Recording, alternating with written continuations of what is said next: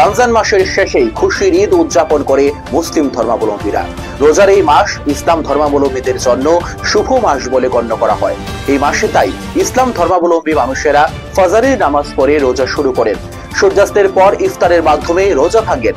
তারা এক মাস রোজা পালনের পর আসে খুশির ঈদ বা ঈদ উল ফিতর। এই ঈদকে সামনে রেখে আগরতলার গেদুমিয়া মসজিদে চলছে চূড়ান্ত প্রস্তুতি। ইতিমধ্যে এই খুশির ঈদকে সামনে রেখে ইসলাম ধর্মাবলম্বীরা পোশাক আশাক কিনতে শহরে ভিড় জমাচ্ছেন। আগামী রবিবার ঈদের দিন গেদুমিয়া মসজিদে সকাল 8টায় আদায় করা হবে ঈদের নামাজ। আমাদের গেদুমিয়ার মসজিদে পরিষ্কার চলছে কাজ।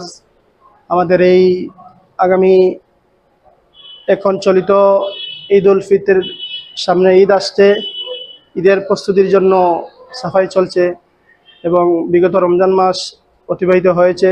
এখন আমাদের সম্মুখে ঈদ উল ফিতর দিন চলে আসছে, এই জন্য সাফাই চলছে, রং কাজ চলছে, গ্লাসের কাজ হবে, গ্লাসের কাজ আজকে শুরু হয়ে যাবে এবং রঙের কাজ, সাফাই এগুলা কাজগুলা চলছে। দূর দূর থেকে শহর থেকে লোক আসে ময়দানের মধ্যে, সমস্ত ময়দানের মধ্যে লোক ফুল হয়ে যায়।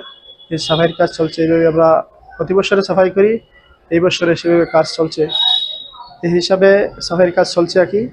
আমরা সবাই ঈদ উল ফিতরের যাতে সেই অনুষ্ঠান সবাই খুশি সুন্দরভাবে আদায় করতে পারি, সবাই যদি অংশগ্রহণ করতে পারে, এই কাজকে সম্মুখে রেখে আমরা সবাই একত্রিত হয়ে এখানে ঈদ উল ফিতরের নামাজ অনুষ্ঠিত হবে।